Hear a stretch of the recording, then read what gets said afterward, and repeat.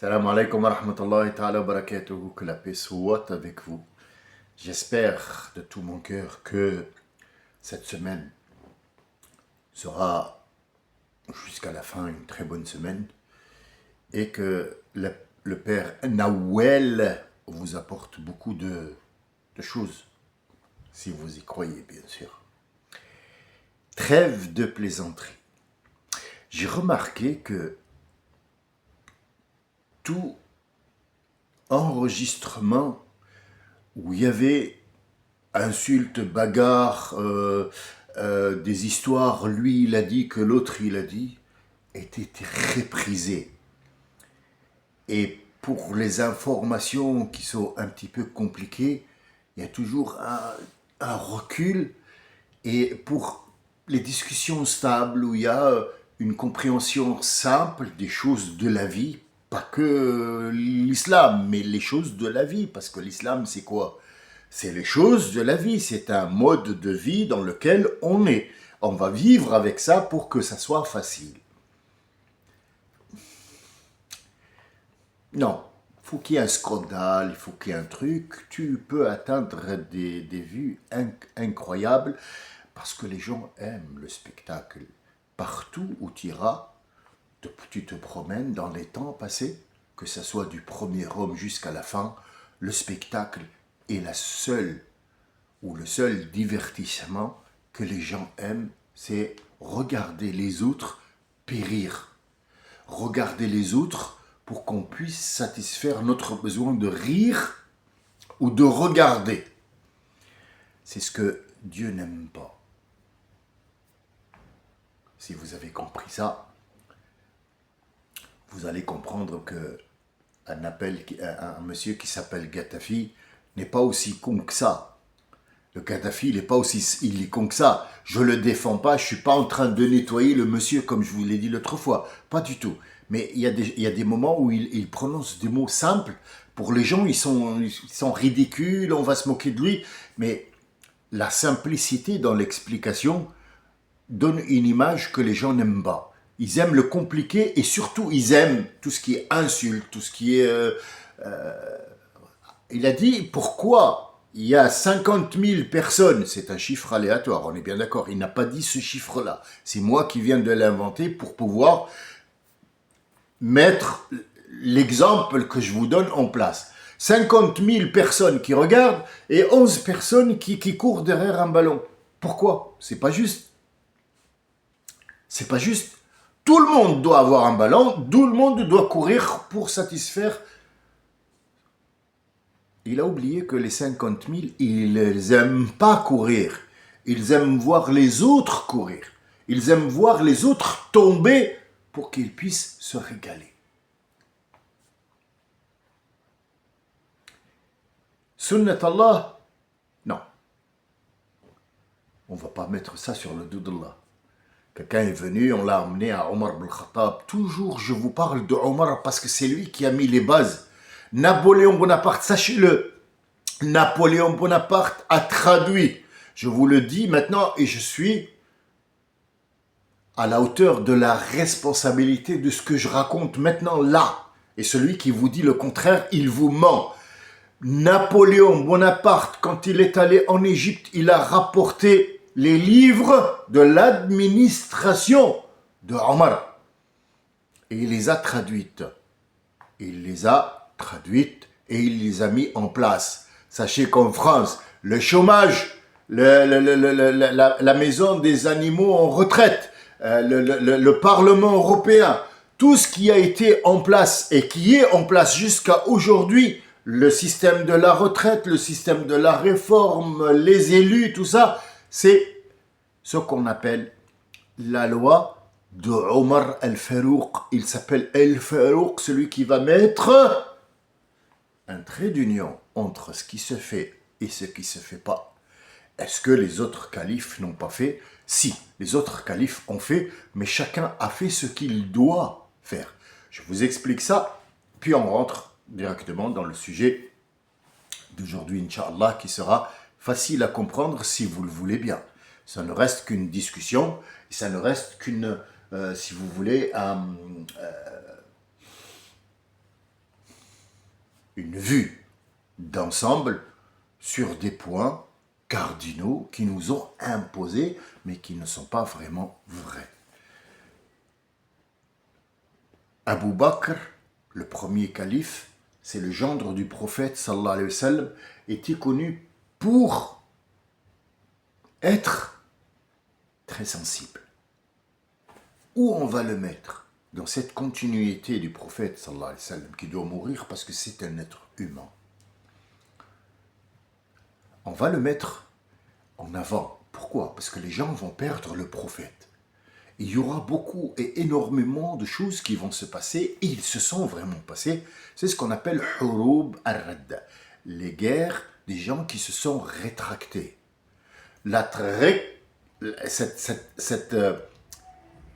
Ce recul qu'il y a eu, ah, le prophète est mort, moi je donne plus la zakat. La première des choses qui a été, c'est je ne donne pas de zakat.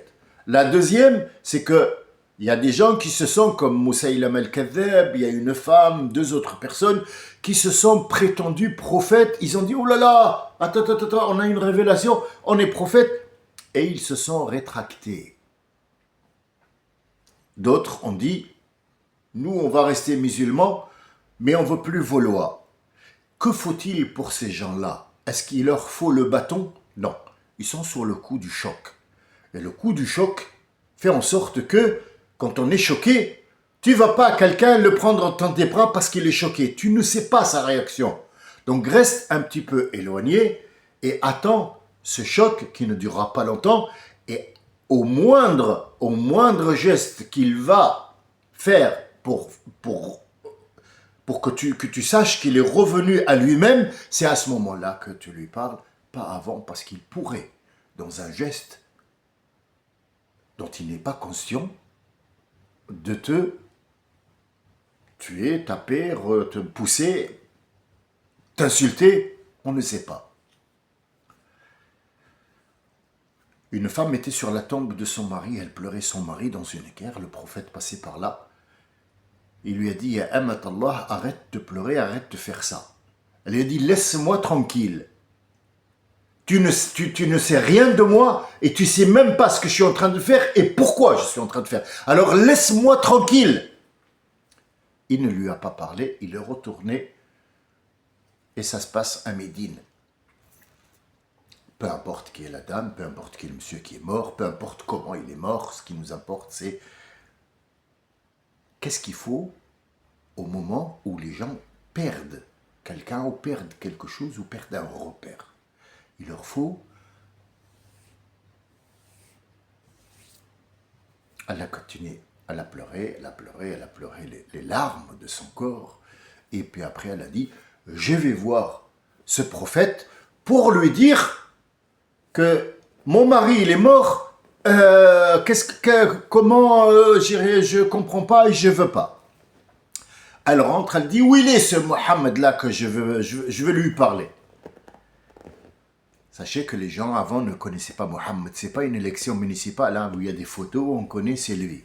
Des gens qui viennent de loin, ils sont en train de parler au prophète, il lui dit, on a entendu de l'islam, il est où ton prophète Mohammed? Alors, il lui dit, c'est moi. Ah bon? On attendait quelqu'un qui était dans la soie, dans la machin, on trouve quelqu'un qui habille comme tout le monde, il est assis au milieu d'entre eux.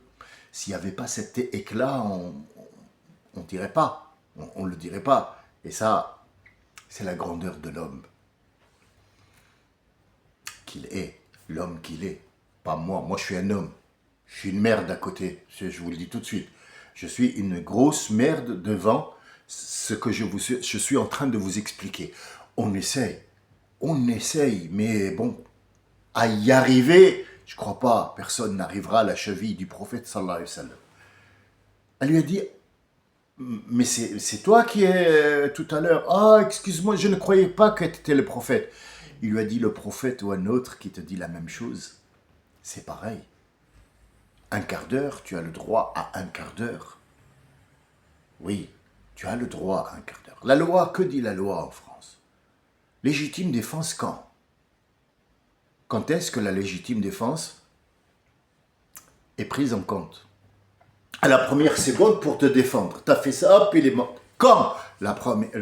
Mais si, par exemple, il t'a tapé et le lendemain, t'es venu lui planter un couteau, est-ce que c'est une légitime défense? Non. Lisez le code pénal, vous allez voir. Lisez les articles, vous allez voir. Lisez. Vous allez comprendre. Toute personne qui a utilisé la loi connaît le code pénal. Si tu ne connais pas le code pénal, ou le code de la rue, ou le code de la route, tu ne pourras rien faire parce que c'est un code qui est mis. Et ici, l'islam a mis des codes pour toi et non pas pour lui, parce que l'islam, ce n'est pas une personne. Donc ici, Omar ne viendra pas en premier, parce qu'Omar, il est très sévère comme mec. Il est très dur. On n'a pas besoin de quelqu'un qui va taper une personne qui a perdu le prophète. Non, on a besoin de quelqu'un qui les caresse, mais en même temps, qui prenne les responsabilités, puisqu'il a pris l'épée dans sa main, il a dit « je les combattrai et je ferai en sorte de remettre les zakat comme le prophète l'a dit ». Parce qu'il y a une continuité. Qui viendra après Omar? Qui est Omar? Est-ce que c'est un savant? C'est injuste. Une fois que tu lui as dit, bon, c'est pas grave, toutes mes condoléances, on va pas rester toute la vie, toutes nos condoléances, et tu es en train de brosse-toi, Martine. Non, il faut un certain moment où tu te réveilles. Qu'est-ce qu'il faut maintenant? Il faut quelqu'un qui a un bâton. Stop, ça y est, c'est bon. On a regardé la télé, les gars, hein? Un père qui parle à ses enfants. C'est bon, vous êtes allés au restaurant, on est allé faire la promenade. Maintenant, on va reprendre les leçons. On arrête tout de suite. Tout à l'heure, je rigole. Maintenant, je ne rigole plus. C'est bon. Chaque temps a un temps. Il faut savoir s'arrêter. C'était Omar. C'est lui qui a mis. Il a dit ces animaux. Qu'est-ce que vous en faites après? Ya Rasulallah, ya Amir al-Mu'minin, on les tue. Quoi? On les tue? Pourquoi? Pourquoi vous les tuez? Est-ce que c'est pour manger? Là, je comprendrais. Mais vous les tuez, pourquoi? Parce qu'ils se sont vieux. Pourquoi? Ils vous ont apporté un travail. Pourquoi les tuer? Pourquoi ils feront pas une retraite qu'on va appeler SPA? Allez, dorénavant, il y a un enclos pour les chevaux, les chameaux, les trucs qui ne sont pas à manger et qui ont fait leur travail, qu'ils passent une retraite paisible jusqu'à ce qu'ils soient morts. Et quand ils seront morts, on verra comment. Est-ce qu'ils sont mangeables pour d'autres animaux, ou est-ce qu'il faudra les enterrer, ou est-ce qu'il faudra en faire quelque chose? Ça, c'est la loi de Omar. Pas que ça. Un vieillard passait à Médine et il a dit « Ya Omar, tu n'es pas juste ». Il lui a dit « Pourquoi je ne serai pas juste? Dis-moi ». Il lui a dit « Moi, je suis juif ». Il lui a dit « Et alors ?» Il lui a dit « Moi, j'ai travaillé toute ma vie à Médine. Jusqu'à aujourd'hui, je suis là, je suis un vieillard, je ne peux plus travailler et j'ai payé ma jizya à l'islam. Comme vous avez dit, une sorte d'impôt, jizya, pour qu'il puisse le défendre et pour qu'il ait le droit de vivre dans les ruelles des musulmans. » Il a dit, mais c'est dans quel secteur? Allez, on va parler de secteur, on est 2025. Dans quelle rue, dans quel secteur? J'ai mis à chaque endroit quelqu'un qui est responsable. Apportez-moi le responsable. Le responsable arrive, parce qu'il connaît Omar. Dis-moi, cette personne, elle a travaillé, tu la connais? Oui. Elle a travaillé pour qui? Elle a travaillé pour nous. Dans la commune de Médine? Oui. Et maintenant qu'il se fait vieux, on va le jeter? Pourquoi? Il a payé sa jizya, ses impôts ou pas? Oui. À partir de maintenant, toute personne qui se fait vieille, il a ce qu'on appelle une retraite de vieillesse qui va lui permettre de manger parce qu'il a passé un temps. C'est qui ça? C'est Omar. C'est pas Giscard d'Estaing. C'est Omar. Et c'est Napoléon qui a apporté ça. Ainsi que beaucoup de choses. Je vais m'arrêter là parce que sinon je vais tout évoquer. Alors, Sharia Omar, la Sharia, elle est compatible? Est-ce qu'elle est compatible? Alors moi, je vous pose la question autrement. Est-ce que ces lois qui nous font de Marine Khara caca pipi, est-ce que sa loi, elle, est compatible? J'ai vu la photo de Zemmour hier. Oh là là. Oh, qu'est-ce qu'il est moche. Astaghfirullah, oh, qu'est-ce qu'il est moche, putain. Oh là là là là. Moi, je disais qu'il était un Ouistiti. Mais Ouistiti, il est beau, le Ouistiti. C'est un petit singe avec des moustaches, avec des trucs. Bon, celui-là, il... Oh, ah, ça m'étonne pas que l'Algérie les dégage, la saleté de merde. Qui on va mettre après? Une fois qu'on a essuyé sur le gars, qu'on l'a remis en place, qu'est-ce qu'il faut que le papa fasse? Allez, amenez vos cahiers, on va voir si vous avez fait votre leçon. Allez, on va vous apprendre à faire les leçons. Ah oui, c'est le papa. Il est responsable. Ou la maman aussi. Montrez-moi vos devoirs. Et c'est Ali qui rentre en compte. Là, hop, sur scène, c'est Ali qui va prendre après Omar, puisqu'ils vont le tuer. Ils vont le tuer. Et Ali va venir pour mettre de l'ordre dans la science, dans le savoir. Ça, et il a expliqué un mot qui est jusqu'à aujourd'hui à débattre, pas pour moi, pour les autres. Istawa, ils sont venus à Omar, à Ali, lui ont dit, dans le Coran, il y a dit, Allah, il a créé les cieux et le machin, et puis après, Istawa, ça veut dire quoi? Il s'est assis sur le trône.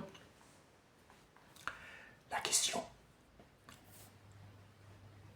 je ne vais pas l'expliquer aujourd'hui, parce que ça prendra un peu de temps, mais si je vous l'explique, vous allez voir qu'ils sont dans l'erreur totale et complète. Qui après? Parce qu'Ali, ils vont le tuer, bien sûr. Ça ne les arrange pas. Toute personne qui va venir pour mettre de l'ordre, ça ne les arrange pas. Il va être tué. Il y aura Uthman, il va dire, attends, oulala.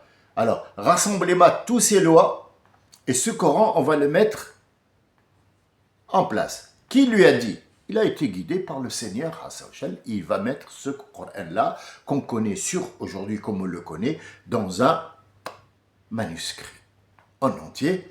Et le jour où il va le réviser pour voir s'il est juste ou pas, puisqu'il connaît tout le Coran par cœur, il va voir ce que les autres ont écrit, est-ce que c'est juste ou pas, pour voir un petit peu. Il a trouvé que le Coran, que l'on connaît aujourd'hui, sur son image d'aujourd'hui, il est juste, sauf qu'il y a plusieurs qira'at, ça veut dire il est écrit différemment, mais le sens est le même, sauf qu'il y a des gens qui comprennent un langage, d'autres un langage, et ainsi de suite. Donc on va faire al-qira'a et non pas l'écriture, et le jour où il va terminer la dernière page et il va dire c'est bon, pour savoir que, pour dire aux autres, allez, faites maintenant ce manuscrit en plusieurs exemplaires, il va être tué, et ce Coran va baigner dans le sang dans la mosquée. Les trois vont être tués. Pourquoi? Parce que les gens n'aiment pas les règles, ils aiment le spectacle.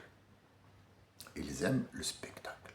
Est-ce que ce spectacle a duré? Oui, jusqu'à Kennedy, jusqu'à aujourd'hui, on essaie de tuer des gens. Mitterrand aussi a échappé des coups de fusil, des coups de balles, des rendements de compte. Donc chaque personne, on n'est pas qu'on décore avec lui, on va le tuer parce qu'il touche à des choses où il y a un intérêt personnel. Voilà comment les califes ont été choisis. Caresse,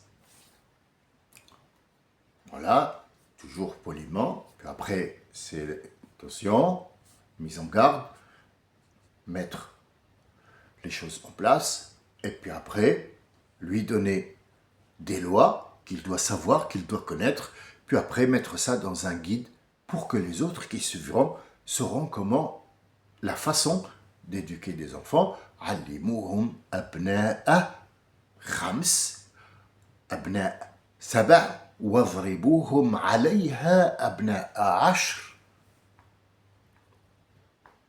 Beaucoup de mots restent en suspension.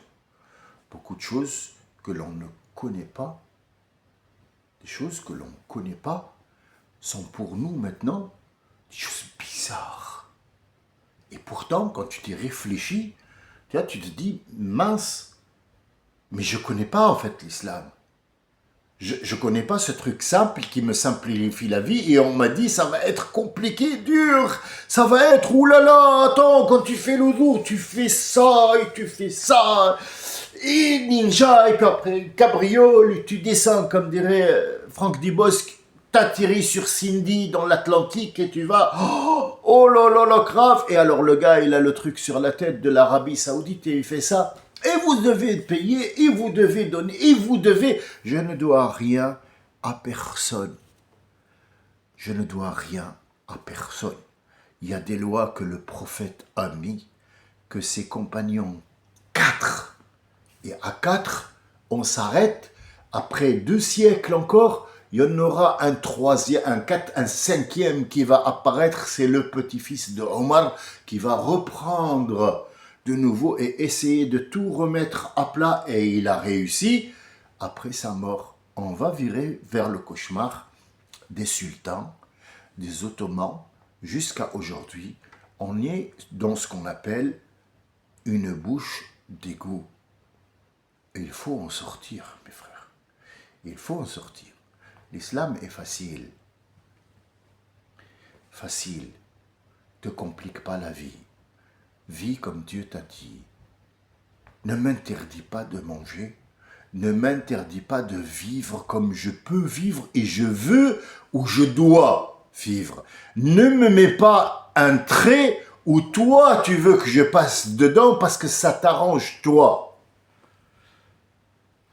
Parce que ça t'arrange toi.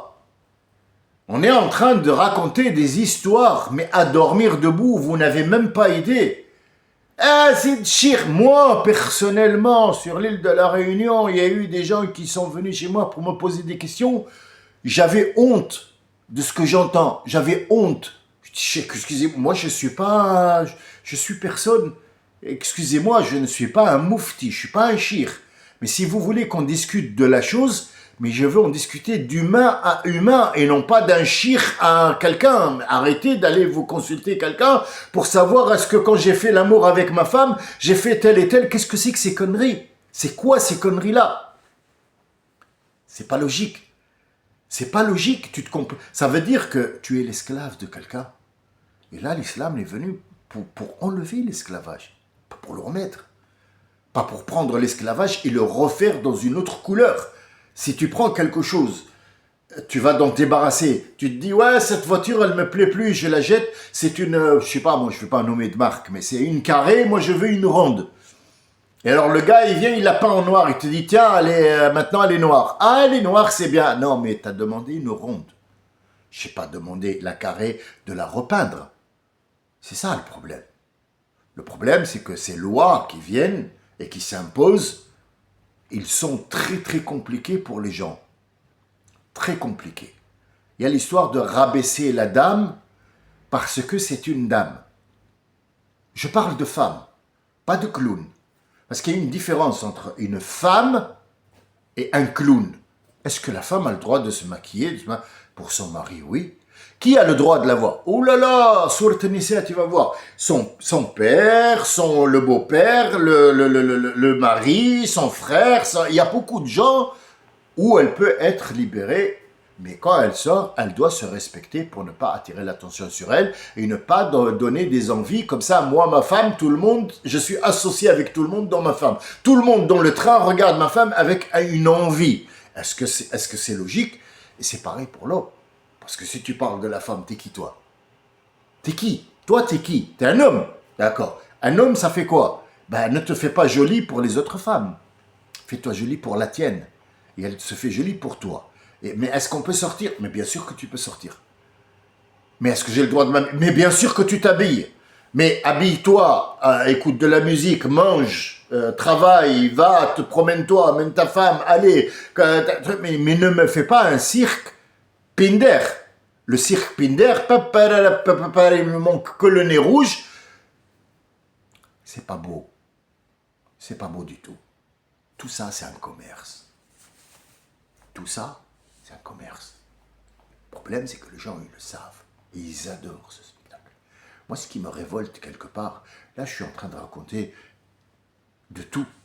Je ne fais pas un sujet de conversation. J'allais rentrer dans un sujet de conversation, mais là, à ce moment-là, je me dis, vaut mieux faciliter la chose pour les autres, pour qu'ils puissent savoir que cet islam, c'est pas un enfermement. C'est pas une prison où on va rentrer. Ah, je suis musulman. Ah, viens, on va rigoler. Ah non, je suis musulman, je rigole pas. Je peux regarder l'état. Ouh là là, c'est musulman, c'est haram. Je peux boire de l'eau. Non, celui-là, c'est pas halal. En fait, on nous met du blocage. Et dans l'esprit, et dans le cœur, et partout. Ça, ça fait de toi une cible, non seulement pour les autres, mais pour toi-même. Shaitan, là, il va venir te dire, t'as vu comment c'est difficile? Laisse tomber.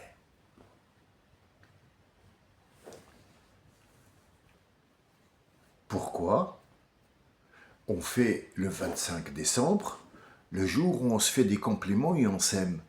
Ouais, et le 1er janvier, on fait quoi? Allez, je te donne du 25 jusqu'au 31. Où vous vous aimez à mort parce qu'il y a de l'alcool. Et après, après on reprend. On reprend quoi? On reprend. Je te tue si je te trouve devant moi. Mais là, le 25, tu m'as dit que tu m'aimais là et que le partage, je sais pas quoi, tu as partagé une dinde.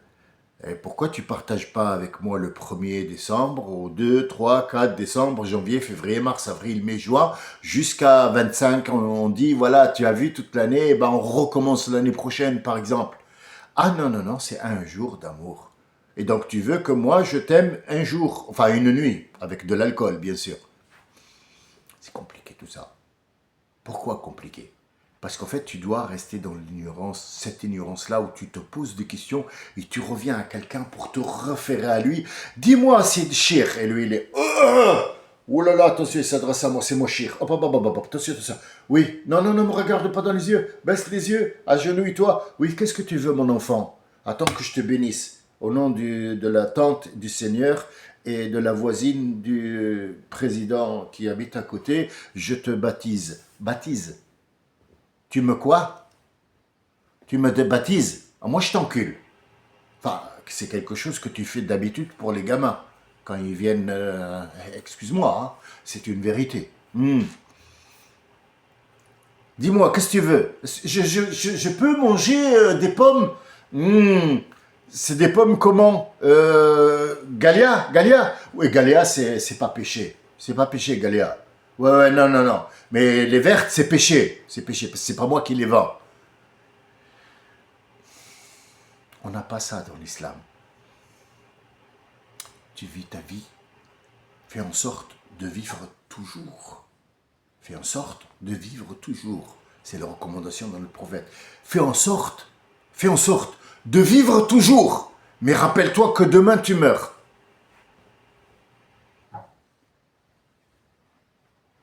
Je possède. Mais qui t'empêche de posséder? Qui? Personne ne doit t'empêcher. Personne. Ah, mais je ne peux pas ouvrir une entreprise. Pourquoi? Parce que les banques, quand tu demandes de l'argent, ils te demandent de mettre un apport ou alors mettre une équivalence. Ah bon? Bah oui.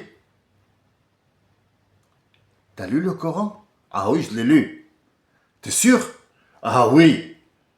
Quel est le verset le plus long du Coran? Ah oui, il y a des versets avec un mot, il y a des versets où tu as le verset le plus long. Verset, pas surat. Verset le plus long du Coran, c'est quoi? Il ne le sait pas. Il ne le sait pas. Le verset le plus long du Coran, il est dans la Baqara. On est en train, là, moi je suis en train de faire l'entre. L'entre. C'est quoi l'entre? Entre. On va se calmer pour Surat al-Baqara et on va reprendre. C'est entre, on s'arrête pour faire un break pour que les gens puissent comprendre d'abord ce que j'ai eu, la création des aides. On reprendra, mais entre le break et le break, l'arrêt et la reprise, je suis en train de faire une allusion pour que ça paraisse plus facile la compréhension. Après, tu n'as pas besoin d'une référence écrite ou un truc. T'imagines, il y a des gens avec nous qui ne savent pas, ou ne savent pas lire, ou elle ne sait pas aller chercher où elle a que le Coran, qu'elle ne comprend pas, et que je suis en train de lui dire, écoute, viens, c'est facile, regarde. Mais ce facile-là, pour elle, c'est compliqué. Donc je suis en train de apaiser quelque part cette crainte-là. Le verset le plus long dans le Coran, c'est le verset de l'emprunt. L'avant-dernier verset de la Baqara. Ya ayyuhalladhina amanu, je parle aux croyants, pas aux musulmans, aux croyants. Si tu es croyant, c'est automatiquement, après tu vas être musulman. Qu'est-ce que c'est musulman? C'est quelqu'un qui va œuvrer pour mettre de la paix partout. Pas que dans la guerre seulement. Non, tu habites au milieu de gens, tu leur proposes qu'ils vivent en paix dans tout ce qu'ils font. Sauf quand ils ferment la porte chez eux, ils sont libres de faire ce qu'ils veulent. Une fois qu'ils ouvrent la porte, il y a une civilisation. Tu dois être civil. Civil, ça veut dire vivre au milieu des gens dans une cité. Cité, c'est pas la cité, je sais pas quoi, là, de Paris ou le banlieue. Non, le mot cité, ça veut dire un ensemble de gens où il y a des commerces, où il y a une route, où il y a des gens qui vivent ensemble. C'est le vivre ensemble et accepter l'autre comme il est parce que il vient de la même source que toi et donc il peut faire quelque chose qui pourrait ne pas t'arranger ou arranger les autres. Donc on doit s'asseoir et dire voilà, ça me plaît pas ou ça je peux éventuellement le faire, mais tel et tel et tel et tel. La discussion, le partage, les informations et surtout les accords. D'accord? Accord. Ah, c'est bon. Une fois que les mains sont scellées, fais attention, ne trahis pas ce contrat. Et le premier contrat, c'est avec Allah Azzawajal, qui t'a dit, vis dans je te donne tout, mais ne pourris pas l'endroit, ne la pourris pas. Donc, le verset de la Baqara, à l'avant-dernier, c'est pour l'emprunt. Quand vous êtes en voyage et que vous avez besoin d'un emprunt d'argent ou de besoin, il faut que tu mettes un équivalent chez ce monsieur, c'est Dieu qui l'a dit. Si tu dois prendre de l'argent, par exemple, chez quelqu'un, mets tes bijoux chez ce monsieur-là. Mais oui, mais le bijou, il coûte 50 000. Oui, mais toi, tu as besoin des 5 € ou tu n'en as pas besoin? Dis-moi. Moi, je ne peux pas te les donner comme ça.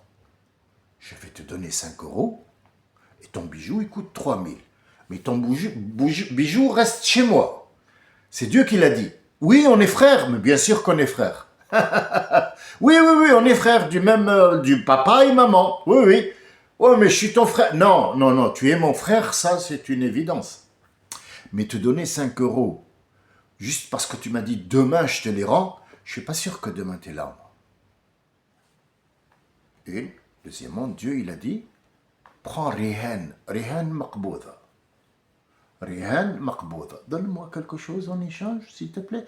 Voilà, ça te motivera pour, si jamais tu es vivant demain, pour revenir me donner ces 5 € et moi je te donne ta amana. T'inquiète pas, elle est entre de bonnes mains, puisque moi je t'ai prêté mon argent, je voudrais que mon argent revienne. Or, les banques aujourd'hui, elles te disent, bon, bah écoute, tu mets ta maison ou la maison de tes parents chez moi. Ah, mais la banque, c'est le riba, c'est des intérêts, c'est haram. La seule chose qui est haram, c'est toi. Toi, tu es un fils de haram. Parce que tu es venu dans l'islam, tu as foutu la merde dans l'islam, et pourtant, le verset, il te mange là. Si tu le lis, il te mange. Il te saute dessus, il te dit, je suis le verset, je vais te manger. Vous voyez, j'ai discuté avec un frère concernant la façon de vivre. Il s'est tellement compliqué la vie qu'il s'est suicidé. Bon, personnellement, j'ai pas d'affinité avec ce monsieur, mais je le connaissais, il était avec nous dans la mosquée, et tellement on lui a compliqué la chose, il s'est tué. Donc non seulement il est allé en enfer, bon, le mot enfer, on y reviendra, c'est pas le mot enfer parce qu'il y a du feu, l'enfer il peut être sur terre, hein? Mais Dieu ne lui pardonnera pas parce que l'acte qui a été scellé entre lui et Dieu, ça veut dire que de vivre jusqu'à ce que Dieu décide qu'il a fini son rôle, il a rompu l'acte, il a dit non, je ne terminerai pas, Dieu ne lui pardonnera pas. C'est tout ce que je voulais dire aujourd'hui, Inch'Allah, nous reprendrons la discussion, parce que je suis attendu ailleurs, je m'excuse, nous reprendrons la discussion si c'est intéressant, veuillez me faire un petit commentaire comme quoi c'est intéressant, on y comprendra, et puis après on doit reprendre la Baqara, Inch'Allah. Assalamu alaikum wa rahmatullahi wa barakatuh.